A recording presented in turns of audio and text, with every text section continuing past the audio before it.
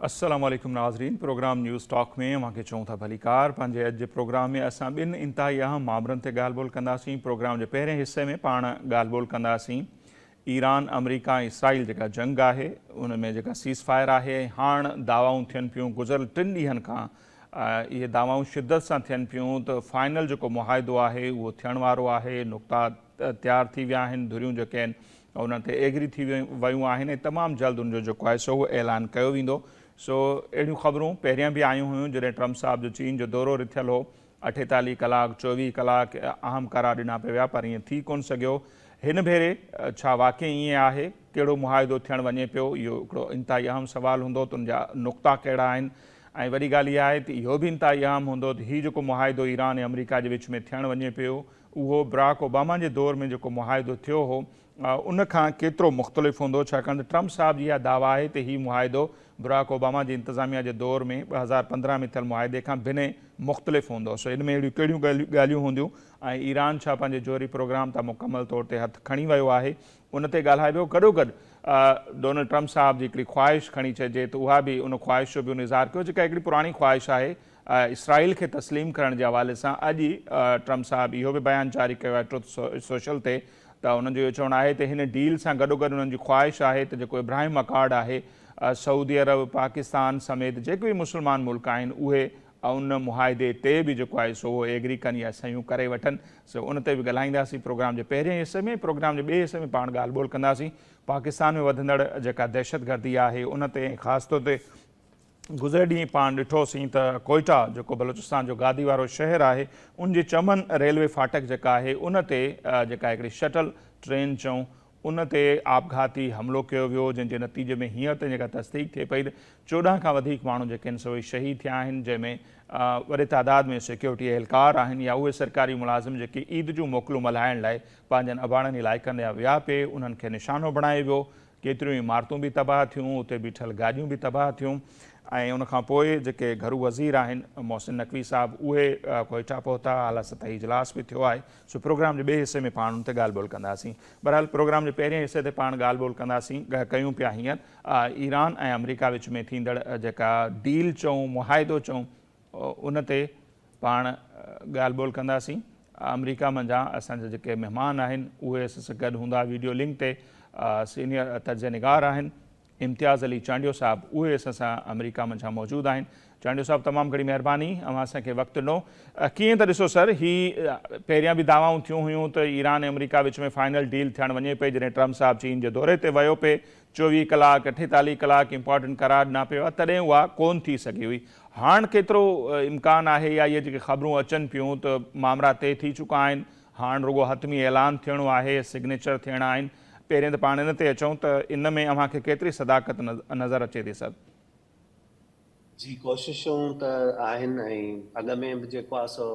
जेके मीडिएटर आहे ख़ासि तौर ते पाकिस्तान ऐं जेके रीजनल कंट्रीज़ ॿिया बि उन्हनि जा बि स्टेट्स आहे हा त हिन चकर जेका कोशिश आहे, कोशिशूं अॻ में बि सीरियस हूं, हिन चकर बि आहे ऐं इन में को शक न आहे त पोएं चकर बि जॾहिं नेगोसिएशन्स थियूं ऐं जेडी वेंस पाकिस्तान आयो त हिकिड़ी सीरियस अटेम्प हुई त नेगोसिएशन्स सक्सेसफुल थियनि। पर मसइलो उन टाइम इहो हो त एतिरा शदीद इख़्तिलाफ़ आहिनि ॿिनि धुरियुनि जे विच में जेके ऐं एतिरो वॾो हिस्टोरिकल हिकिड़ो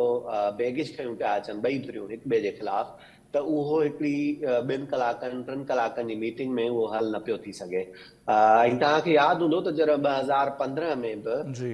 ओबामा जी एडमिनिस्ट्रेशन जे टाइम में जॾहिं नेगोसिएशन थियूं त उहो तक़रीबन 6-7 साल जेके बैकडोर डिप्लोमेसी नेगोसिएशन्स हुयूं उन्हनि जो आउटकम हो ऐं उन में 5 मुल्क इन्वॉल्व हुआ जी ऐं उन में यूरोपियन यूनियन इन्वॉल्व हो। त तमामु इंटेंसिव नेगोसिएशन्स थियूं त हिकिड़ो कॉम्प्रिहेंसिव फ्रेमवर्क तयारु कयो वियो हो। त मुंहिंजे ख़्याल में हींअर बि जेको आहे सो पाकिस्तान जी बि कोशिशि आहे, ॿियनि जेके मीडिएटर्स आहिनि विच ते उन्हनि जी बि कोशिशि आहे त स्पेस ॾिनो वञे ॿिन्ही पार्टियुनि खे ऐं ॿई जेको आहे सो पंहिंजो टाइम वठनि ऐं हिकिड़ो कंसेंसिस ड्रॉ थिए ऐं उन खां पोइ ई एग्रीमेंट थींदो। हींअर मां सम्झां थो वेझो पुॼी विया आहिनि ऐं इन में को शक न आहे त डील थी सघे थी, पर स्टिल इहो ॾिसणो पवंदो छो जो जेको हिते स्पाइलर जेके आहिनि उन्हनि जो वॾो रोल आहे, ख़ासि तौर ते जेको इज़राइल आहे उहो त पहिरें ॾींहं खां न पियो चाहे त इहे नेगोसिएशन जेके आहे सो कामयाबु थियनि ऐं जेको आहे सो ईरान खे कहिड़े क़िस्म जो इन वार में US बि इन्वॉल्व हुजे त इहे शयूं ॾिसणियूं पवंदियूं। उन जे बावजूदि ॿई पार्टियूं ॿई धुरियूं हींअर हिते पुगियूं आहिनि ऐं मूंखे लॻे थो त लाइकलीहुड आहे हिन चकर त कामयाबु थी वञनि नेगोसिएशन्स। ठीकु सर। अच्छा, जीअं अव्हां पाण हवालो ॾिनो ऐं इंट्रो में असां बि ज़िक्र कयोसीं त 2015 में बराक ओबामा जे दौर में जॉइंट जेको कॉम्प्रिहेंसिव प्लान ऑफ एक्शन खणी चऊं उहो थियो हो ऐं एॾा दुनिया जा आम ताक़तवर मुल्क बि उनजो हिसो हुआ। हीअ जेका हाणे डील थियण वञे पई, अव्हांखे छा थो लॻे त उनखां केतिरी डिफरेंट हूंदी? ओबामा साहब चमकिया त उनखां ॿिन्ही बरक्स हूंदी। उनमें पाण ॾिठोसीं त ईरान खे जोहरी प्रोग्राम खां रोकियो वियो हो, ईरान ते सेंशन ख़तमु थिया हुआ, उन्हनि जा असासा जेके पियल हुआ सीज़ थियल उहे उन्हनि खे वापसि मिलिया हुआ, जंहिं ते ट्रम्प साहब खे एतिराज़ु हो। उनजो चवणो त उन्हनि पैसनि सां उन्हनि पंहिंजे प्रॉक्सीज़ खे मज़बूत कयो, या ट्रम्प साहब जो चवणो त उनमें लॉन्ग रेंज मिज़ाइल जो ज़िक्र कोन हो ऐं उहो अञा ताईं ओबामा ते उन ते तनक़ीद बि कंदो रहे थो। त हीअ जेका डील थियणु वञे पई उनखां कीअं मुख़्तलिफ़ हूंदी? अव्हांजे ख़्याल में कहिड़ा अहिड़ा नुक़्ता हूंदा जेके उन डील में न हुआ, जंहिंखे ट्रम्प साहब 18 में रद्द कयो? मुंहिंजे ख्याल में त जेका डील अॻ में थियल हुई उहा ॾाढी कॉम्प्रिहेंसिव हुई ऐं उन में IAEA इन्वॉल्व हो, यूरोपियन यूनियन हो ऐं जेके स्टेक होल्डर्स आहे P5 जेके 5 न्यूक्लियर कंट्रीज़ मेजर पार्ट्स आहे सिक्योरिटी काउंसिल जा उहे शामिल आहे, त उहो हिकिड़ो कॉम्प्रिहेंसिव जॉइंट मैकेनिज़म हो। ऐं पर ही डील इन करे अहम आहे घणी, छाजे करे जो ही जेका डील या नेगोसिएशन्स जेके थियनि पियूं ऐं जेका प्रोस्पेक्टस आहिनि त या हिकिड़ो डील थी वञे, अञा थी न आहे ऐं यादि रखो जेसि ताईं नथी थिए ओसि ताईं ख़तरो रहंदो सही। त को बि एक्सप्लॉयर जेको मतिलबु एक्सप्लॉइट करे सघे थो सिचुएशन खे ऐं सिचुएशन जेको आहे सो वरी ख़राब थी सघे थी। त मां सम्झां थो त हिन जी अहमियत घणी इन करे आहे त ही डील हिकु इंटेंस जेका छिती वेड़ हुई 40 ॾींहंनि जी उन खां पोइ थी आहे ऐं ही डील पोइ थी आहे जॾहिं ॿिन्ही धुरियुनि अमेरिका बि ऐं इज़राइल ऐं इन सां गॾोगॾु ईरान ॿिन्ही धुरियुनि हिक ॿिए खे ठीक तरीक़े सां 40 ॾींहं चैलेंज करे आज़मायो। ॾिठो आहे ग्राउंड में, मैदान में ऐं हिक ॿिए खे ऐं तव्हां ॾिठो त तमामु जॾहिं अहिड़ी सिचुएशन थिए जॾहिं ॿई जेके फाइटिंग पावर्स आहिनि या जेके पार्टियूं आहिनि उहे 40 ॾींहं विढ़नि त उन्हनि ॿिन्ही धुरियुनि खे पंहिंजे पंहिंजे शॉर्टकमिंग्स जी ख़बर पइजी वेंदी आहे, लिमिटेशन्स जी ख़बर पइजी वेंदी आहे ऐं छा उन्हनि वार में विञायो, छा उन्हनि खे अचीव थियो ऐं इहे उन्हनि खे हिकिड़ी सुठी उन्हनि जो हिकिड़ो लेसन्स जेके आहिनि उहे मिली वेंदा आहिनि। त उन खां पोइ ही डील थियणु वञे पई, इन करे ॾाढी सिग्निफिकेंट आहे ऐं ॿई धुरियूं इहो चाहींदियूं त ही डील थी वञे। ऐं मां नथो, अच्छा हिन डील में जेके 3 शयूं आहिनि मां ॿुधाईंदो हलां। पहिरीं शइ त हींअर हिकिड़ो मेमोरेंडम ऑफ अंडरस्टैंडिंग MOU जंहिंखे चवनि था उहो सही। थींदो ऐं उन खां पोइ 30 खां 60 ॾींहंनि जो टाइम ॾिनो वेंदो जंहिंमें जेको आहे सो न्यूक्लियर क्वेश्चन डिस्कस थींदो त उन जा छा मॉडलिटीज़ हूंदा, टर्म्स एंड कंडीशंस छा हूंदा, ईरान केतिरे हद ताईं यूरेनियम इनरिच करे सघंदो ऐं जेको इनरिच यूरेनियम आहे 60% उन खे छा कयो वेंदो, उन जो फ्यूचर छा थींदो, कंहिंजे हैंडओवर कयो वेंदो, ईरान वटि ई रहंदो, रिएक्टर्स कीअं रहंदा, उन्हनि जी नोवियत छा हूंदी, इहो पोइ 30 खां 60 ॾींहंनि में डिस्कस कयो वेंदो। न्यूक्लियर क्वेश्चन पोइ ईंदो। बिल्कुलु। ॿी जेका शइ आहे हिन में हिन डील में उहा स्ट्रीट ऑफ हॉर्मुज़ आहे। त जीअं हे MOU थींदो त 30 ॾींहंनि जे लाइ खोली वेंदी ऐं इमीडिएटली खोली वेंदी ऐं उन में का बि कदगन न हूंदी ऐं उन में ईरान जी हिकिड़ी हिते जेके नेगोसिएशन्स में जेके ॻाल्हियूं अचनि पियूं हो त ईरान जी सॉवरेनिटी स्ट्रीट ऑफ हॉर्मुज़ ते रहंदी उन इलाइक़े ते ऐं जेको जंहिंखे तव्हां चओ त जेके शिप्स आहिनि बुनियादी तौर ते उहे ऑब्ज़र्वेशन में ईरान जे अंडर रहंदियूं। उन खां पोइ ईरानी चओ था त उहे असां खां परमिशन वठी वेंदियूं, पर नेगोशिएटर चवनि था त उहो माना ईरान उन्हनि ते हिकिड़ी ऑब्ज़र्वेशन रखंदो, हिकु अखि रखी सघंदो त केरु अचे पियो या वञे पियो। मुंहिंजे ख़्याल में इहा अॻ में बि हुई, हिन वेड़ खां अॻ में बि ईअं ई हुयो त स्ट्रीट ऑफ हॉर्मुज़ ते हिकिड़ी नज़र हुई ईरान जी, त हिकु सॉर्ट ऑफ स्टेटस को उन ते रहंदो। थर्डली जेका सभ खां अहम शइ आहे उहा इहा आहे जेके ईरान जा एसेट्स आहिनि, यानी कि ईरान जी जेका लॉस एंड डैमेज थियो आहे, जेके एस्टिमेट्स आहिनि त तक़रीबन 270 खां 300 बिलियन डॉलर जो डैमेज थी चुको आहे इन सॼी वार में, कोलेटरल डैमेज जेको इकोनॉमिकली चवंदा, ह्यूमन कॉस्ट त उनजी तमामु घणी आहे। त उन जो उहे कंपनसेशन्स कीअं मिलंदियूं ईरान खे, त ईरान चए थो त उहो नेगोशिएट कयूं वञनि ऐं उहे गारंटीज़ हुजनि, सब्सटेंशियल गारंटीज़ हुजनि, त जीअं MOU साइन थींदो त एटलीस्ट उहे कुझु फंड जेके आहिनि उहे रिलीज़ थियणु शुरू थी वेंदा, उहे जेके एसेट्स आहिनि उन्हनि में उन कुझु एसेट्स जेके आहिनि उन्हनि खे जेको आहे सो डीफ्रीज़ कयो वेंदो ऐं उन्हनि खे छॾियो वेंदो। त ही उहो सिनेरियो आहे जिते असां बीठा आहियूं। ऐं जेको असां कंपेरिजन कयूं जेका तव्हां चयो, मां तव्हांखे चवां त हू जेका डील 2015 जी घणी कॉम्प्रीहेंसिव हुई, उन में घणो इंस्टीट्यूशनल मैकेनिज़म इन्वॉल्व हो। हिन टाइम जेको आहे सो रिमीडियल्स घणा आहिनि, बाबा जहिड़ो टरी वञे, वार ख़तमु थिए, कैजुअलिटीज़ ख़तमु थियनि, स्ट्रीट ऑफ हॉर्मुज़ मां ऑयल निकिरणु शुरू थी वञे ऐं जेको आहे सो नॉर्मलसी अची वञे इन पूरे रीजन में, जेको मिडल ईस्ट जो रीजन आहे, जेको असां ॾिसूं पिया 80 ॾींहं थी विया आहिनि ऐं तव्हांजी इकोनॉमी सफ़ा तबाह थींदी थी वञे, ट्रैफिक जेको ऑयल आहे उहे सप्लाईज़ मुतासिर आहिनि ऐं हाई अलर्ट्स ते आहे सॼो रीजन। त मां सम्झां थो त ही रिमेडियल ही डील जेका आहे हिन जा आउटकम्स हिकु अहिड़ी तरह जी डील आहे जेका इमीडिएट रिमेडियल प्रोवाइड करे पई, पर हू जेका डील हुई आहे घणी कॉम्प्रीहेंसिव हुई। ठीकु, बिल्कुलु। अच्छा, जीअं मां पाण चयो त 40 ॾींहंनि ताईं धुरियुनि हिक ॿिए खे आज़मायो बि सही, ऐं पाण ॾिठोसीं त कांग्रेस में जेका रिपोर्ट पेश कई आहे 40-42 जेकॾहिं अमेरिका जा जंगी जहाज़ मुकमल तौर ते तबाह थिया हुजनि या उन्हनि खे डैमेज थियो हुजे, त आई थिंक ही वॾो लॉस आहे जेको अमेरिका जे अनटचेबल हो, त उनखे ईरान जहिड़ो मुल्क जेकॾहिं एतिरो लॉस ॾेई सघे थो, इसराइल में जेको नुक़सानु थियो, उनजा जेके हिते अॾा हुआ खिते में उहे केतिरा तबाह थिया, त उहे उन सां गॾोगॾु जेका मईशत इंटरनेशनल लेवल ते मुतासिर थी ऐं हॉर्मोज़ बंदि करण खां पोइ, त उन खां पोइ असीं छा इहो चई सघूं था त ईरान जो हींअर पलड़ो जेको आहे सो भारी आहे बनस्बत 2015 जे। उन करे कुझु माण्हुनि जो ख़्यालु आहे त ईरान कुझु पंहिंजियूं शयूं बि मञाइणु चाहे थो, इंक्लूडिंग जोहरी प्रोग्राम जे हवाले सां। ॾिसो, ईरान जो पलड़ो भारी या न उनखे त असां नथा चई सघूं, पर जेके ईरान हींअर ॾिठो इहो वेंदो त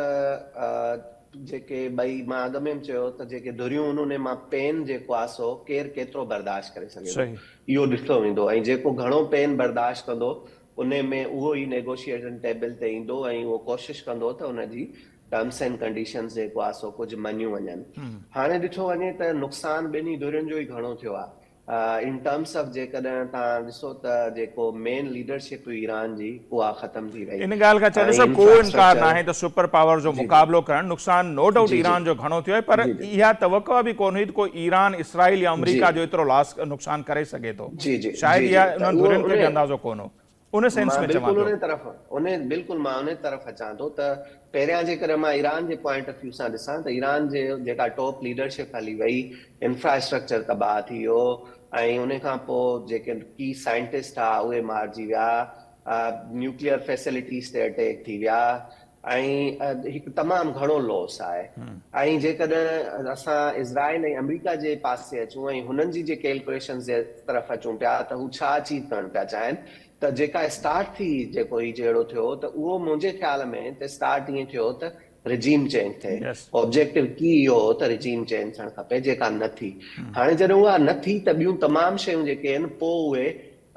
जेको आहे सो ज़ाहिर आहे उहे उन्हनि ते ॻाल्हियूं आयूं ऐं जेको न्यूक्लियर क्वेश्चन आयो ऐं ज़ाहिर आहे ही वार जेका आई इन जे करे स्ट्रीट ऑफ हॉर्मुज़ जो मामिलो बि साम्हूं आयो। अॻु में त इहो मामिलो हुयो कोन, त उहो बि इन वार खां पोइ साम्हूं आयो। त हाणे सिचुएशन इहा आहे त ऐं उन खां पोइ जेको डैमेज ईरान कयो ख़ासि तौर ते जेके तव्हां चयो था जेके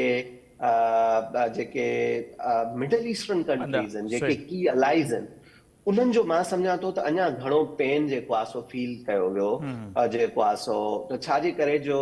तव्हां ॾिसो त उन्हनि जी टूरिज़म, उन्हनि जी ट्रेड, उन्हनि जी जेको आहे इम्पोर्ट, उन्हनि जी एक्सपोर्ट, हर शइ जेको आहे सो उहा स्टेक ते अची वई ऐं जेके हेवन्स आहे बुनियादी तौर ते इन्वेस्टर्स जा ऐं टूरिस्ट जा उहे वीरान थी विया आहिनि। हाणे तव्हां ॾिसो पिया त इहो जेको पेन हो ऐं US जा ख़ासि जेके अलाइज़ आहिनि इन पूरे रीजन में, जेके मेन एसेट्स आहिनि, जेके हिते अॾा उन्हनि ते हमला थिया। उन खां पोइ तव्हां पाण ज़िक्र कयो त जेके ॿुधाइनि पिया डैमेजिस, पार्शल डैमेजिस या फुल डैमेजिस जेके आहिनि एयर कैपेबिलिटीज़ खे अचनि पिया, उहे तमामु घणा एज़ कम्पेयर टू जेकॾहिं असां ॿिए बैटल फील्ड में ॾिसूं रिसेंटली, त इहे उहे शयूं जंहिंजे करे ॿिन्ही धुरियुनि जेको आहे सो इहो रियलाइज़ कयो त हाणे जेका कॉस्ट ऑफ वार आहे या जेको पेन असां जे लाइ उहो बर्दाश्त खां ॿाहिरि थींदो पियो वञे त बिल्कुलु इन जे करे ई पोइ नेगोशिएशंस टेबल ते आया आहिनि ऐं बिल्कुलु इन जे करे ई हिन वक़्तु ॿई धुरियूं जेको आहे सो उहे ॻाल्हाइनि पियूं या उहे नेगोशिएट करण पियूं वञनि ऐं उहे जेको आहे सो हिकु तरफ़ असांखे नज़र ऐं मीडिएटर्स जेके आहिनि ख़ासि तौर ते रीजनल कंट्रीज़ हिन टाइम तव्हां पाकिस्तान जो रोल ॾिसो पाकिस्तान जो हींअर रोल सभ खां की ऐं क्रिटिकल रोल आहे छाजे करे जो ॿिया जेके मुल्क आहिनि मिडल ईस्ट जा उहे डायरेक्ट पार्टी आहे उन्हनि ते ईरान ट्रस्ट ई कोन पियो करे बिल्कुलु यूरोपियन यूनियन वारा विच ते अचण न पिया चाहिनि रशिया जा हालात पाण ख़राब आहिनि हू पाण हिकिड़ी वार में इन्वॉल्व आहे ऐं यूएस डायरेक्ट पार्टी आहे त पोइ केरु अचे जेको आहे सो इन नेगोशिएशंस कराया त मां सम्झां थो त क्रेडिट तमामु घणो वञे थो पाकिस्तान खे जंहिं कोशिशि कई ऐं इवन हिन वक़्तु बि तव्हां ॾिसो न त पाकिस्तानी जेका लीडरशिप आहे या like they are trying to construct something out of nothing उते का बि अहिड़ी शइ न हुई जंहिं मां उन्हनि कोशिशि कई त यार हिकु अहिड़ो सिनेरियो बिल्ड कजे जंहिंमें एटलीस्ट ही सीज़ फायर थिए जेडी वेंस पाकिस्तान आयो ऐं ही ॿई धुरियूं नेगोशिएशंस टेबल ते अचनि ऐं ही मसलो हल थिए छाजे करे जो स्टेक एतिरा हाई आहिनि तव्हां हिते ॾिसो त पाकिस्तान जे इन एफर्ट्स जे करे पाकिस्तान केतिरो सफ़र करे पियो यूएई जो तव्हां बिहेवियर पाकिस्तान जे तरफ़ ॾिसी चुका आहियो ऐं उते कुझु जेके रिपोर्ट्स अचनि पियूं जेके माण्हू जेको आहे तव्हां जेको आहे सो निकिता आहिनि या उन्हनि जे बारे में ॿुधायो पियो वञे त छा सिचुएशन बाद में थी आहे ऐं उहो जेको वरी यूएई डिमांड कयो पाकिस्तान खां त जेके पाकिस्तान वटि डिपोज़िट हुया उन्हनि जो $3 बिलियन उहे वापसि कयो इवन हिन वक़्तु पाकिस्तान मीडिएटरी रोल प्ले करे पियो त रीजन में पीस अचे त बि उनजी हिकिड़ी कोस्ट पाकिस्तान डायरेक्टली या इनडायरेक्टली नोइंगली या अननोइंगली उहा पे करे रहियो आहे त मां सम्झां थो त ही तमामु अहम आख़िरी राउंड जेको आहे ही आख़िरी राउंड त मां न चवंदुसि छो जो डिप्लोमेसी में को बि आख़िरी राउंड न थींदो आहे ऐं थी सघे थो त अञा ॻाल्हियूं अॻिते वञनि पर जेको ही कॉन्स्टेंट एफर्ट्स आहिनि पाकिस्तान जा ऐं ॿियनि रीजन पावर्स जा हींअर थोरो नज़र अचे पियो त उन्हनि जो आउटकम ईंदो ऐं ॿई धुरियूं हाणे सम्झी चुकियूं आहिनि ठीक तरीक़े सां हिक ॿिए खे 40 ॾींहं वार में बि उन्हनि ॾिसी चुकियूं आहिनि हिक ॿिए खे त हाणे कुझु नेगोशिएशन जे तरफ़ वञनि पिया ऐं आउटकम अची सघे थो केतिरी जल्दी ईंदो नथा चई सघूं छाजे करे जो वरी मां इहो चवां थो त स्टेक एतिरा हाई आहिनि ऐं जेको कुझु माण्हू अहिड़ा आहिनि ॿिन्ही धुरियुनि में जेको तमामु एक्सट्रीम पोज़ीशन्स ते सोचनि पिया जंहिंजे करे ई थोरी देरि लॻे पई ऐं जॾहिं हू थोरी एक्सट्रीम पोज़ीशन हेठि कंदा त डील थी सघे थी बिल्कुलु पर उहो जेको हिकिड़ो तासुर ठहियल हो न अमेरिका जे लाइ त शायदि या इसराइल जे अनटचेबल आहिनि कुझु नथो थी सघे उहो तासुर टुटो आई थिंक इहो बि तमामु घणो हिकिड़ो वॾो लॉस आहे सुपर पावर खे त ईरान जहिड़े मुल्क उनखे एतिरो लॉस ॾिनो बहरहाल मुंहिंजो ॿियो सुवाल सर अव्हां खां इहो हूंदो जेको चीन जो दौरो कयो ट्रम्प साहिबु ईरान जे तनाज़ुर में उनजी केतिरी इंपॉर्टेंट हुई ऐं हीअ जेका फाइनल डील थियणु वञे पई उन में अव्हांखे छा थो लॻे त ईरान जो पसे परदाई पंहिंजो चीन जो पसे परदाई सही केतिरो किरदारु हूंदो चीन जो अहम किरदार आहे ऐं उहो जेको दौरो थियो तव्हां ॾिठो यूएस ऐं चाइना जो चाइनीज़ जेका डिप्लोमेसी आहे उहा ॾाढी मां तव्हां खां अॻु में बि डिस्कस कंदो रहियो आहियां त ॾाढी इकोनॉमिक सेंट्रिक ऐं इकोनॉमिक इंसेंटिव बेस्ड ॾाढी रही आहे चाइना कॾहिं खुली करे मिलिटेरली कंहिं बि मुल्क जो साथ न ॾींदो हा हू इहो ॾेई सघे थो त मिलिट्री हार्डवेयर ॾेई सघे थो सलाह ॾेई सघे थो सैटेलाइट लिंकेज ॾेई सघे थो जेके अहम जेका इंफॉर्मेशन आहे उहा शेयर करे सघे थो ऐं हिन जहिड़े में जेको हाणे जेको ही लड़ाई हुई इन में चाइना इन करे मुतासिर हो त जेको सप्लाई ही ऑयल जी ख़ासि तौर ते ईरानी ऑयल जॾहिं ब्लॉकेड थी वियो त 70% चाइना ॾे पियो वञे त चाइना चाहे पियो ख़ासि तौर ते चाइना इहो मैसेज कम्युनिकेट कयो हूंदो प्रेसिडेंट ट्रम्प खे बि नेगोशिएशन जे दौरान त जेको पीस चाइना जो मैसेज इहो ई मुंहिंजे ख़्याल में अहिड़े तरीक़े जो कम्युनिकेट कयो हूंदो त तव्हां ट्रेड जी ॻाल्हि कयो था हिकु इकोनॉमिक प्रोस्पेरिटी जी ॻाल्हि कयो था त उहा त कॾहिं बि अची नथी सघे जेसि ताईं रीजन में वार हूंदी ऐं अनसर्टेनिटी हूंदी त बहितर इहो ई आहे त इन वार खे जेको आहे सो कंक्लूड कयो वञे ऐं इन पूरे रीजन में हिकिड़ी सर्टेनिटी आंदी वञे जंहिंमें असां मुतासिर आहियूं ऐं जेकॾहिं चाइना मुतासिर थिए थो जेको पूरी दुनिया जो हिकिड़ो जंहिंखे असां चऊं था त हिकिड़ो ग्लोबल हिकु वर्कशॉप आहे पूरी दुनिया जो त उहो जेकॾहिं मुतासिर थिए थो त पोइ सप्लाई चेन पूरी दुनिया में मुतासिर थियनि थियूं ऐं उनजा पोइ इम्पैक्ट अचनि था त हीउ मैसेज त इनडायरेक्टली या डायरेक्टली कम्युनिकेट कयो वियो हूंदो प्रेसिडेंट ट्रम्प खे ऐं तव्हां उन खां पोइ ॾिठो त जेके नेगोसिएशंस हुयूं ऐं जेके बैकडोर डिप्लोमेसी त अॻ में ई हले पई अञा तेज़ थी वई ऐं हींअर बि रिसेंटली पाकिस्तानी लीडरशिप बि चाइना में मौजूदु आहे त चाइना कॉन्स्टेंटली इन्वॉल्व आहे पाकिस्तानी लीडरशिप सां इरानियन लीडरशिप सां ऐं उन सां गॾोगॾु मॉस्को खे बि कॉन्फिडेंस में पिया वठनि ऐं हो जेको आहे सो वाशिंगटन खे बि कॉन्फिडेंस में पिया वठनि त मां सम्झां थो त चाइनीज़ डिप्लोमेसी एट प्ले ऐं उहो पंहिंजो रोल प्ले करे पई। अच्छा सर, मुख़्तसर आख़िर में मां खां इहो बि चाहींदुसि, ट्रम्प साहब अॼु हिकिड़ी ॿी ख़्वाहिश जो बि इज़हार कयो आहे त इब्राहिम अकॉर्ड ते बि ईरान सां फाइनल डील सां गॾोगॾु इब्राहिम अकॉर्ड ते बि अमल थियणु खपे ऐं पाकिस्तान, सऊदी अरब, कतर उन ते बि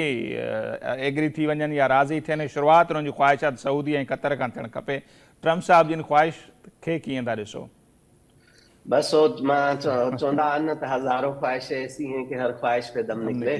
त हाणे ये ख्वाहिश त बिल्कुलु थी सघे थी, पर ॾिसो हींअर हिकिड़ो जेको मेन मसइलो आहे उहो इहा सीज़ फायर कराइण आहे ऐं उन मां हिन वार मां निकिरणु आहे। जेको इज़राइल जो जेको सुवालु आहे उनखे एक्सेप्ट करण जो, त उहो त तव्हां ॾिसो था त वॾो उहो तमामु वाज़े आहे। जेकॾहिं पाकिस्तान जी मां ॻाल्हि कयां त उते त इन जे हवाले सां इन सवाल खे वठी करे बि ॾाढो ई सेंसिटिव आहे त पाकिस्तान में रियासत ऐं अवाम या हुकूमत उहे कॾहिं बि इन शइ खे एक्सेप्ट न कंदा। ऐं जॾहिं अचे थी ॻाल्हि सऊदी अरब जी, त सऊदी अरब में बि हिन झगड़े खां पोइ, हिन वार खां पोइ ऐं जेको कुझु गज़ा में थियो उन खां पोइ मां नथो सम्झां त को एतिरो सेंटीमेंट आहे गवर्नमेंट जो त हू वञनि ऐं पोइ इब्राहिम अकॉर्ड खे जॉइन कनि ऐं एक्सेप्ट कनि इज़राइल खे। बाक़ी जेकॾहिं कुझु ॿिया मुल्क आहिनि, कुझु अहिड़ा मुल्क जेके जंहिंजी एतिरी स्ट्रेटेजिक सिग्निफिकेंस न आहे ऐं उहे जेकॾहिं कंहिं बि प्रेशर में अचे या जेको आहे सो कंहिं इन्फ्लुएंस में अचे करे इहो कनि था त उहा उन्हनि सां को एतिरो इम्पेक्ट पवंदो न। पर ही वॾा मुल्क आहिनि, सऊदी अरब, पाकिस्तान। मां नथो सम्झां त हींअर ख़ासि तौर ते जेको कुझु थी चुको आहे पोएं साल खां वठी करे या इवन जेको थींदो रहियो आहे गज़ा में ॿ-टे साल थी विया आहिनि उन खां पोइ करे अॼु ताईं, उन खां पोइ को बेड़ो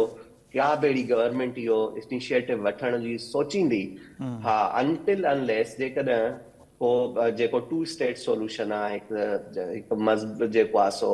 देरपा ड्यूरेबल जेको सोल्यूशन आहे फ़लस्तीन जे मसइले जो, उन ते जेसि ताईं इज़राइल नथो अचे ऐं उन ते जेको जेसि ताईं उन जो को अहिड़ी अपॉर्चुनिटी नथी क्रिएट थिए त ही मुल्क त इहो सोचे ई नथा सघनि। छाजे करे जो इहो पोइ न त जस्टिफाई करणु मुश्किल थींदो अवाम खे ॿिन्ही हंधि, चाहे केतिरी बि सऊदी जी गवर्नमेंट सेंट्रलाइज़ हुजे या जेको आहे सो मोनार्की हुजे, पर सेंटीमेंट्स एतिरा हाई आहिनि त उहो मुंहिंजे ख़्याल में तो इन पासे अञा ताईं नथा सोचे सघनि। ऐं मुंहिंजे ख़्याल में हींअर हो डिस्कस बि इहो नथा, इन्हनि सां नथो थी सघे। हो हींअर सिर्फ़ु इन वार मां निकिरणु चाहिनि पिया ऐं उन खां पोइ जेको आहे सो रिहेबिलिएशन जो हिकिड़ो वॾो प्रोसेस शुरू थींदो। पोइ हिकिड़ो रीजनल जेको आहे सो एनवायरमेंट उहो डिस्कस थींदो त रीजनली कहिड़े तरीक़े सां कोऑर्डिनेशन हुजे मुल्कनि में, त इहा अनफॉर्चुनेट सिचुएशन जेका हींअर थी वरी न थिए। ही मुंहिंजे ख़्याल में हींअर टेबल ते बि न हूंदो इहो डिस्कशन। ठीकु, वॾी महिरबानी अवांजी इम्तियाज़ अली चांडियो साहब, अवां असां लाइ वक़्तु कढियो। नज़ीर इम्तियाज़ अली चांडियो साहब जो तजुर्बो अवां जे साम्हूं आहे। इंतहाई इंपॉर्टेंट ॻाल्हि ॿोल जेके बि ॻाल्हियूं थियूं सो काफ़ी अहम ऐं काफ़ी सिखण लाइ मिलंदो आहे जॾहिं बि साईं सां ॻाल्हि ॿोल थींदी आहे। सो बहरहाल ॾिसूं था त इहो जेको फाइनल डील आहे उहा कॾहिं उनजो हतमी ऐलान थिए थो, उनजा नुक़्ता कहिड़ा थियनि था। हिते वक़्तु थिए थो मुख़्तसिर ब्रेक शो, ब्रेक वठंदासीं, वापसि ईंदासीं। पाकिस्तान जे अंदरि जेको कुझु थिए पियो, स्पेशली दहशतगर्दी जेके वाक़िया थियनि पिया, ताज़ो जेको बलूचिस्तान में जेको कुझु थियो आहे उन ते पाण ॻाल्हि ॿोल कंदासीं।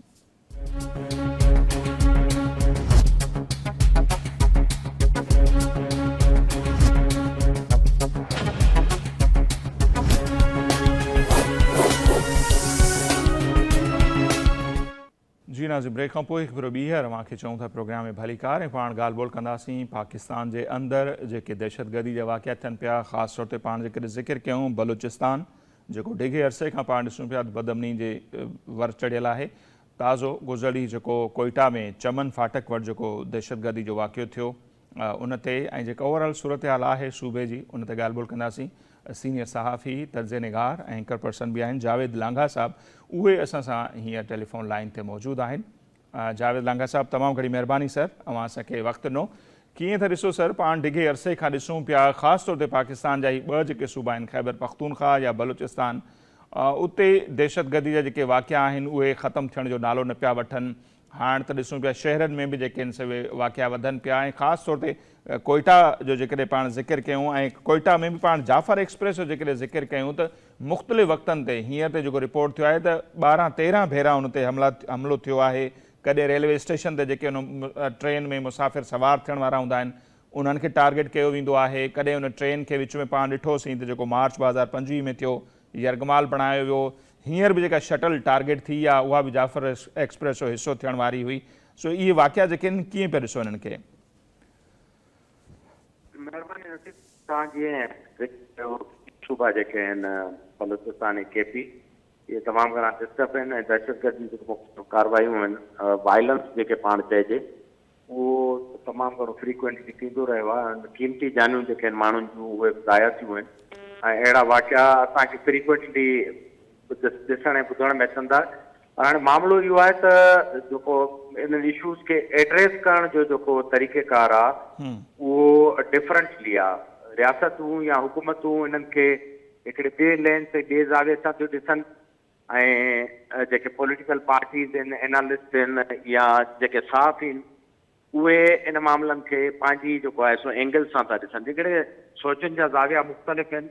पर वाक़िया जीअं त भई ज़ाहिर आहे टेररिज़म आहे, वायलेंस आहे, पॉलिटिकल वायलेंस आहे, जेको बि तव्हां हिनखे चयो उहे वाक़िया फ्रीक्वेंटली थींदा था रहनि ऐं अनफॉर्चुनेटली उनखे एड्रेस जेको आहे उहो सियासी तौरु नथो कयो वञे। तमामु ड्रिगेयर ते खां इहो थींदो रहे थो। बलूचिस्तान केपी उते अनरेस्ट ऐं सियासी मामला आहिनि उनखे एड्रेस नथो कयो वञे। हर दफ़े असां गवर्नमेंट जो इन्हनि वाक़ियनि खां पोइ रिज़ाल्ट ॿुधूं था त दहशतगर्दी खे ख़तमु कयो वेंदो ऐं हिनखे वधण न ॾिबो, हिनजी जेल बञिबी, पर अञा ताईं असांखे इहो थींदे नज़र न आयो आहे। ज़ाहिर आहे सॼी दुनिया में जेके वायलेंस या कॉन्फ्लिक्ट हूंदो आहे उहो बिना सबब जे न हूंदो आहे, काज़ एंड इफेक्ट हूंदा आहिनि ऐं उनखे एड्रेस करण लाइ उहा हिकिड़ी पॉलिटिकल ऑनेस्टी घुर्बल हूंदी आहे ऐं हिकिड़ी जेन्युइन क़िस्म जी अप्रोच घुर्बल हूंदी आहे इहे मामला कीअं हल कजनि। पर असां वटि पाकिस्तान में इहो शायदि तमामु घटि आहे त जेको अहिड़ा संगीन मामला आहिनि उन्हनि खे हल करण लाइ का दिलचस्पी ॾेखारी वञे। ही रेलुनि ते हमला ऐं उन खां सवाइ ॿी जेका सूरत हाल आहे तमामु घणा हाणे त सोशल मीडिया नथी लिखे पर असांजी जेको शिकायत जो अञा वाक़ियनि खे ऐं नुक़साननि खे जेको रिवाज आहे उहो मुरवज आहे ऐं ॻाल्हाइण लाइ तमामु घणा लिमिटेशन्स आहिनि इन्हनि मामलनि ते, पर आहिनि इहे पॉलिटिकल मामला, कोर पॉलिटिकल इशूज़ आहिनि जिन खे एड्रेस करणो पवंदो। अच्छा, जीअं सर मूं चयो त ख़ासि तौर ते जाफ़र एक्सप्रेस जेका पाण ॾिसूं था त सिंध खे बि ॻंढे थी बलूचिस्तान सां, ख़ैबर पख्तूनख्वा खे बि, पंजाब खे, उनखे बार बार टारगेट कयो थो वञे ऐं हीअ त हिकिड़ी ख़ासि सीज़न आहे। सभिनी खे ख़बर आहे त ईद जो मोकिलूं थियण वारियूं आहिनि। एहलकार बि वेंदा, आम माण्हू बि वेंदा, पंजाब बि वेंदा, सिंध बि ईंदा या ख़ैबर पख्तूनख्वा वेंदा। तंहिंजे बावजूदि हीअ एॾो वॾो वाक़ियो थी थो वञे त पोइ इहा छा, इहो बि त सवाल करणु हिन मुल्क में हाणे ॼण त ॾोह थींदो थो वञे त इहो सिक्योरिटी लैब्स आहे या इंफॉर्मेशन जेका हुजणु खपे इदारनि वटि उहा न आहे। छा आहे इहो मामिलो? ॾिसो, इहा एक्सेप्टेंस त हाणे कंहिं बि लेवल ते कान्हे का। दुनिया में हर वाक़िए जी इख़लाक़ियात हूंदी आहे। ट्रेन जो मामूली पटड़ी तां लही वञण या ट्रेन जा जेके हादसा ऐं वाक़िया थींदा आहिनि दुनिया सॼी में त रेलवे जा जेके अहम अहलकार ज़िम्मेवार वज़ीरनि ताईं जेके पॉलिटिकल माण्हू हूंदा आहिनि उहे बि इस्तीफ़ाऊं ॾींदा आहिनि ऐं पंहिंजी नाकामी खे क़बूल करे उन पंहिंजे उहिदे तां हटी वेंदा आहिनि। हिकिड़ी मुरविज अख़लाक़ियात आहे। पर बलूचिस्तान में जीअं तव्हां पंहिंजे प्रीएम्बल में चयो हिकिड़ी जाफ़र एक्सप्रेस 10 खां 12 संगीन हमलनि मां गुज़री आहे। ईअं ई ॿियूं जेके ट्रेनूं आहिनि मुख़्तलिफ़ वक़्तनि ते उहे नंढनि नंढा हमलनि मां गुज़रियूं। हीअ शायदि पहिरियों दफ़ो हो जेको इहो एंड आहे जॾहिं चमन जो रस्तो आहे या चमन जी ट्रेन ईंदी आहे। एॾा हल्का फुल्का धमाका पटड़ियुनि ते थींदा रहिया आहिनि पर हीउ वाक़ियो जेको आहे अहिड़ी पब्लिक प्लेस ते थियो आहे चमन फाटक जिते तमामु घणा रिहायशी सरकारी दफ़्तर ऐं उनखां सवाइ centre of the city, heart of city तव्हां चयोसि उनजो हुजण बावजूदि ॿिन्ही पासे हिकिड़ी वॾी ट्रैफ़िक जाम हूंदी आहे जॾहिं का बि रेल गुज़रंदी आहे त उन वक़्तु हमलो थियो आहे त तव्हां हुनजी संगीनी सम्झी सघो था।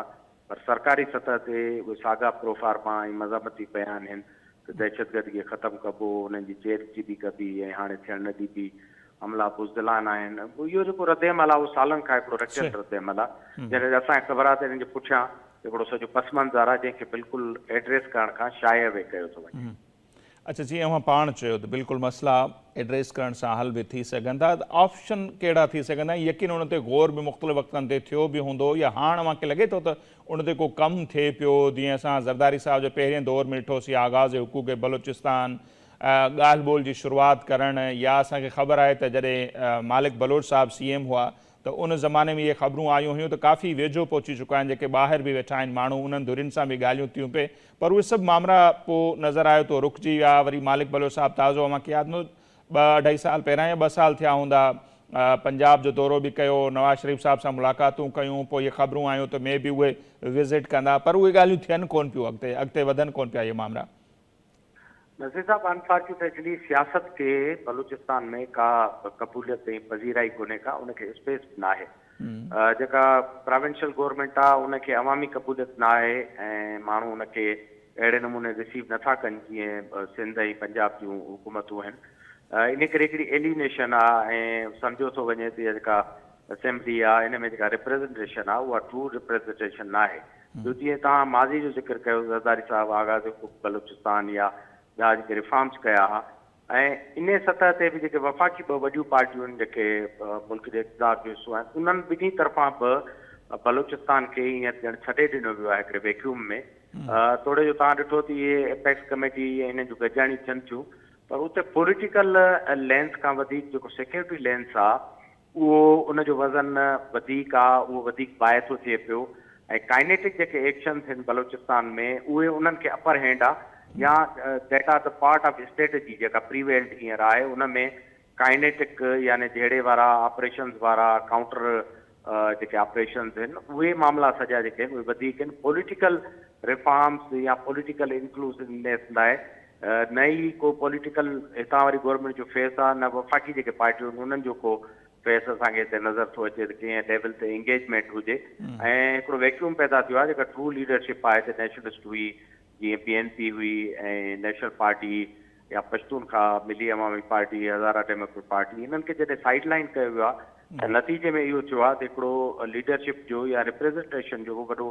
ख़िलाफ़ बलूचिस्तान में पैदा थी वियो आहे। इन करे माण्हुनि में, नौजवाननि में ऐं उमूमी तौर जेका एलिनेशन आहे, वेगाणप आहे, उहा तमामु घणी वधी वई आहे, ऐं ज़ाहिर आहे वेगाणप जॾहिं वधंदी त सिस्टम मां जेका उमेदु आहे उहा बि घटिजी वेंदी आहे। त असांखे इहो सिनेरियो हींअर बलूचिस्तान में नज़र थो अचे पियो। सही। अच्छा सर, जीअं अवां हिकिड़ो त कई त पॉलिटिकल डायलॉग जे असीं ॻाल्हि कयूं, या जीअं अवां ज़िक्र कयो पिया थी मुख़्तलिफ़ जेके पार्टियूं जेके माज़ी खां वठी असां ॾिठोसीं त मुख़्तलिफ़ वक़्तनि ते इक़्तिदार में बि रहियूं, सियासत में काफ़ी एक्टिव हुयूं, उन्हनि खे जेकॾहिं पोइते कयो वियो आहे त उनजो सबबु छा आहे? उन्हनि जी क़यादतुनि ते उन्हनि जी शक हो, उन्हनि जी एजेंडा का पसंदि कोन हुई जिन खे पसंदि हुजणु खपे, छो उन्हनि खे दीवार सां लॻायो वियो, ऐं उन्हनि जो पोइ फ़ाइदो थियो आहे या नुक़सानु थियो आहे? तमामु घणो नुक़सानु थियो आहे। जेके बि पॉलिटिकल पार्टियूं आहिनि ज़ाहिरी तौर नेशनलिस्ट आहिनि, पर ज़ाहिर उन्हनि पार्लियामेंटी मोर्चे ते हमेशह डेमोक्रेसी जी, इंक्लूसिवनेस जी, इंगेजमेंट जी ॻाल्हि कई आहे। वफ़ाक़ी पार्टियुनि सां, वफ़ाक़ी सिस्टम सां उहे इंगेज रहिया आहिनि। समूरा नाला जेके तव्हां वरिता, डॉक्टर मालिक आहे, अख्तर महंगल आहे, महमूद खान अचकज़ई आहे, इहे जेकी जमहूरी तहरीकूं आहिनि मुल्क जूं, जेकी आइन जी बहाली लाइ हलियूं आहिनि, इन लाइ बि कोशिशूं कंदा रहिया आहिनि, ऐं अॼु बि उन्हनि जो कंहिं न कंहिं तरीक़े सां हिसो आहिनि। तोड़े जो या हाणे के सेटअप खे इहा शइ पसंदि न आहे, पर इन्हनि सभिनी जो हिकिड़ो किरदारु ऐं कंट्रीब्यूशन आहे, जंहिंजे करे माण्हू पैसिफाई रहिया आहिनि। हिकिड़ी उमेद बरक़रार रही आहे त जेके कॉमर्स पार्टियूं जो हिकिड़ो हिसो आहे बलूचिस्तान में, उहे कुझु न कुझु कयूं। मां तव्हांखे अर्ज़ु कयो त हाणे जेका आहे वॾी वेगाणप आहे, जेका असेंबली आहे उहा रिप्रेज़ेंट उन सेंटीमेंट सॼे खे नथी करे। रियासत सम्झो पए त इन्हनि माण्हुनि जो हुजणु जेको आहे उहो क़ौम परस्ती खे या इहे जेके मामला आहिनि इन्हनि खे हथी थो ॾिए, ऐं इहे वेठा आहिनि हिकिड़ी स्पेस पैदा था कनि इन आवाज़ लाइ, नैरेटिव लाइ। ज़ाहिर आहे बलूचिस्तान में सूबाई ख़ुदमुख्तियारी, क़ौमी हक़नि, साहिल वसाइल जेका टर्मिनोलॉजी आहे, इन ते इहे पार्टियूं कमु कंदियूं रहियूं आहिनि, ऐं इन्हनि खे हिकिड़ी पधीराई बि मिली आहे, ऐं इहे डायलॉग बि कंदा रहिया आहिनि। पर हाणे जेका सूरत हाल पैदा थी आहे उन में इन्हनि जो न हुजणु तमामु वॾो नुक़सानु पैदा कयो आहे, ऐं जेको ॿियो पासो आहे, ॿियो लेंस आहे, उनखे हथी मिली आहे। तव्हां ॾिसो था जेको चवंदा आहिनि त वायलेंस ब्रिगेड्स वायलेंस, ऐं वायलेंस जे नतीजे में हिकिड़ो जवाबी वायलेंस हिकिड़ी चेन आहे जेका टुटंदी तॾहिं जॾहिं पॉलिटिक्स ऐं पॉलिटिकल पार्टियूं विच में इंटरफेयर कंदियूं, ऐं किथे इहो पैगाम ॾींदो त ॻाल्हि ॿोल जो रस्तो ऐं इंक्लूसिवनेस जो रस्तो या मामलनि खे सम्झण जो जेको पीसफुल डेमोक्रेटिक रस्तो आहे उहो पैदा थो थिए। हींअर अनफॉर्चुनेटली सूबे में अहिड़ो को बि मैसेज कोन्हे को त जिते सियासत जमूरियत ऐं इम्कान केतिरो आहे जावेद साहिब इन्हनि जो त इहो डायलॉग ॿीहर थिए उन्हनि सभिनी पार्टियुनि खे ॿीहर इंगेज कजे अख्तर मेंगल साहिब खां वठी जीअं मालिक बलोच या जेका बि उतां जी क़यादत आहे उनखे ॿीहर इंगेज कजे या ॻाल्हियुनि जी तरफ़ अचिजे इन जो कोई इम्कान अव्हांखे नज़र अचे पियो मौजूदा तनाज़ुर में जेके इहे हालतूं आहिनि? अनफॉर्चुनेटली नथो अचे छाकाणि इहा जेका इंक्लूसिवनेस आहे उहा हमेशह वफ़ाक़ी पार्टियूं जेके आहिनि मुस्लिम लीग ऐं पीपल्स पार्टी आहे उन्हनि जे थ्रू थियो आहे इन करे मूंखे नथो लॻे त को अहिड़ी जेका उमेद हींअर मौजूदु आहे 2.5 साल थी विया आहिनि सेटअप खे ऐं बाक़ी 2.5 साल बचा आहिनि उन खां पोइ छा ॻाल्हि ॿोल थींदी त उहे पार्टियूं अव्हांजे ख़्याल में करणु नथियूं चाहिनि ॻाल्हियूं या उनखे करणु नथियूं ॾिनियूं वञनि? मुंहिंजे ख़्याल में उन्हनि खे हींअर स्पेस कोन्हे को बलूचिस्तान में ऐं तव्हां ॾिसो था उन्हनि जी लीडरशिप जेका आहे उहा एबसेंट आहे ऐं बलूचिस्तान ते हुननि जो को वॾो मौक़ो बि असांखे नज़र नथो अचे। अॻे जीअं ज़रदारी साहिबु नवाज़ लीग नवाज़ शरीफ़ मरियम नवाज़ जी ॻाल्हाईंदो आहे मुख़्तलिफ़ इशूज़ ते हाणे नथा ॻाल्हाइनि। नाले मातिरी सही सर पीपल्स पार्टी जी हुते सूबाई हुकूमत आहे न चयो थियो थो वञे त पीपल्स पार्टी जी हुकूमत आहे सूबे में। पीपल्स पार्टी जी बिल्कुलु हुकूमत आहे पर मां तव्हांखे ॿुधायां थो हुन हुकूमत खे उहा पज़ीरा ई कान्हे का जेका अदरवाइज़ हुजणु घुरिजे। बलूचिस्तान जे सिस्टम में हिकिड़ी हुकूमत वेठी आहे उनजी मेजॉरिटी बि आहे हुकूमत जा मेंबर बि आहिनि वज़ीर बि आहिनि पर जॾहिं ॻाल्हि ॿोल जी स्पेस थी अचे त मुंहिंजे ख़्याल में ज़रदारी साहिबु बिलावल साहिबु समेत उन्हनि जी स्पेस जेका आहे उहा बिल्कुलु लिमिटेड थी वञे ऐं उहे बलूचिस्तान जी हाणेकी सूरत हाल में जॾहिं एॾा वॾा ख़तरनाक वाक़िया थींदा हुजनि लाॻीतो ऐं सूबे में कंहिं न कंहिं तरीक़े सां वेड़ बि हुजे ऐं मूं तव्हांखे अॻु में बि अर्ज़ु कयो तमामु घणियूं शयूं जेके रिपोर्ट नथियूं थियनि हाईवेज़ जी सूरत हाल बि आइडल न आहे ट्रेवलिंग न आहे किडनैपिंग जा वाक़िया आहिनि हिकिड़ी वॾो वैक्यूम आहे बलूचिस्तान में उन में पॉलिटिक्स ऐं लीडरशिप जो असर न करण जे करे नाउमीदी वधे थी ऐं ज़ाहिरी तौरु मुंहिंजे ख़्याल में स्टेटस को उन नाउमीदी जो बरक़रार आहे। सही। अच्छा जावेद साहब हाणे इहे मामला बिल्कुलु आहिनि असां त बार बार हिकु ख़्वाहिश रही आहे ॻाल्हियूं थियनि ॻाल्हियुनि जे थ्रू मामला हल थियनि बदमनी जो ख़ात्मो अचे ही मुल्क अॻिते वधे ज़ाहिर असीं ख़्वाहिश ई ज़ाहिर करे सघूं था जिन जा अख़्तियार आहे जिन वटि उहे ई फ़ैसिलो करे सघनि था। आख़िर में मां अव्हां खां पुछंदुसि सईद मेमून साहिबु जेके सिंध सां जिन जो तालुक़ु आहिनि ताईं नफ़ीस माण्हू असांजूं मुलाक़ातूं आहिनि पढ़ियो लिखियो माण्हू उहो अगवा थियो आहे अञा ताईं बाज़ियाब न पियो थी सघे उनजे हवाले सां का अपडेट हुजे कि कोशिशूं अव्हांखे नज़र अचनि पियूं। अॼु इहा ख़बर बि नज़र आई त गवादर यूनिवर्सिटी जा जेके वाइस चांसलर हुआ या जेके 4 माण्हू उहे त बाज़ियाब थी विया आहिनि। सईद मेमून साहिब जे हवाले सां का अपडेट के कोशिशूं अव्हांखे के नज़र ईंदियूं हुजनि? कोशिशूं यकीनी तौर ते आहिनि उनजी फैमिली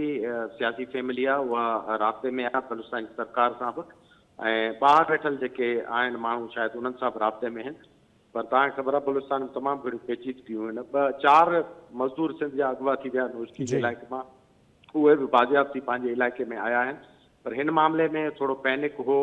ऐं जेका आहे अनीज़ हुई इन करे वाइस चांसलर बि आज़ादु थी आयो कोशिशूं हलनि पियूं ऐं मुंहिंजे ख़्याल में राब्ता ब्रिज थी विया आहिनि पर उन में कुझु जेके आहिनि बॉटल नेक्स सईद मेमून साहिब जे मामले में मौजूदु आहिनि छाकाणि जो उहो 3-4 माण्हुनि सां गॾु हो ऐं ॿिया जेके आहिनि उहे भॼी वञण में या उतां निकिरण में कामयाबु थिया ऐं हिकिड़ो अकेलो ई पुठिते रहिजी वियो। पाण उमेद ई करे सघूं था की उहो बेज़रत माण्हू आहे हिकिड़ो बाशऊर ऐं पढ़ियो लिखियो माण्हू आहे उहो ज़रूरु जेको आहे हिते जेके फोर्सिस कमु कनि था पिया या हिन मामले में आहिनि उनखे ख़बर हूंदी सईद मेमून कहिड़ी बि रीति इन सॼे झगड़े जो किथे बि डायरेक्ट इनडायरेक्ट फरीक न आहे इन करे पाण सभई गॾिजी उमेद था कयूं सईद मेमून जेको आहे उहो पीसफुली पंहिंजे घर वापसि मोटी ईंदो। ठीकु आहे जावेद साहिब तमामु घणी महिरबानी अव्हां असांखे वक़्तु ॾिनो। बलूचिस्तान जूं हालतूं ऐं जीअं जावेद लांघा साहिबु सीनियर जर्नलिस्ट आहिनि ऐं तक़रीबन हुनजी उमिरि जेको अधु खां वधीक हिसो आहे उहो हुननि बलूचिस्तान में ई गुज़ारियो आहे उतां जी हालतुनि खे बहितर अंदाज़ सां सम्झनि था ऐं जेके बि बलूचिस्तान जी हालतुनि खे सम्झनि था उन्हनि जी इहा ई आहे त भई ही जेके बि दहशतगर्द आहिनि असीं उन्हनि खे दहशतगर्द सम्झूं था जेको बि मासूम माण्हुनि खे टारगेट करे थो फोर्सिस खे टारगेट करे थो उहो दहशतगर्द ई आहे ज़ाहिर आहे त उन्हनि जे लाइ उन्हनि खे काउंटर करण जे लाइ वाहिद हल इहो ई आहे त उते जेके ॿियूं धुरियूं आहिनि ख़ासि तौर ते जेके पॉलिटिकल धुरियूं आहिनि, जेन्युइन पॉलिटिकल धुरियूं आहिनि, उन्हनि खे स्पेस ॾियणु खपे, उन्हनि खे अॻियां आणणु खपे। ऐं बलूचिस्तान में जीअं आगाज़ हुकूक बलूचिस्तान हो, नौजवाननि खे इंगेज करणु खपे, फैसिलिटेट करणु खपे। त उन सां छा थींदो, घटि में घटि जेके टेररिस्ट आहिनि, जेके नौजवान खे पाण ॾांहुं माइल करण जी कोशिशि कनि था पिया, उन्हनि खे हिकिड़ी शिकस्त अची सघे थी जॾहिं उन्हनि जे माण्हुनि खे उते रिलीफ मिलंदो, उते कमकार थींदा, उते डेमोक्रेसी हूंदी, उते जन माण्हुनि खे उतां जा माण्हू चूंडनि था, जेकॾहिं उन्हनि जी हुकूमत हूंदी त घणो कुझु जेको आहे सो उहो तब्दील थी सघे थो। इहा ज़ाहिर आहे हिकिड़ी असांजी ख़्वाहिश आहे, ॾिसूं था छा थो थिए। बाक़ी सईद मेमून साहिबु इंतिहाई जीअं असां चयो पिया त नफ़ीस माण्हू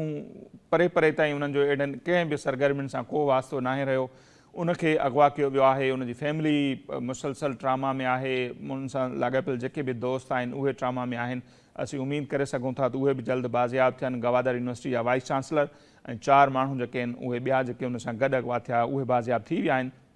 सो अहिड़ी असीं दुआ बि करे सघूं था बाहिफ़ाज़त वापसी जे हवाले सां। असांखे उमेद आहे त जन बि धुरियुनि वटि उहो आहे, उन्हनि ते बि इहो पैगाम पहुतो हूंदो त हिकिड़ो नफ़ीस क़िस्म जो माण्हू आहे ऐं हिकिड़ो पढ़ियो लिखियो माण्हू आहे, जंहिंजो जीअं असां चऊं पिया त परे परे ते अहिड़नि कंहिं सरगर्मियुनि सां वास्तो कोन्हे। सो उहे ज़रूरु उन ते रहम खाईंदा या गवर्नमेंट पंहिंजी ते ईंदी, उनखे ज़रूरु बाज़ियाब कराईंदी, असांजी ख़्वाहिश आहे। इन सां ई नाज़रीन अॼु जो असांजो प्रोग्राम हिते पंहिंजी पुॼाणी ते पहुचे थो। असां ईंदा इजाज़त, अल्लाह निगहबान।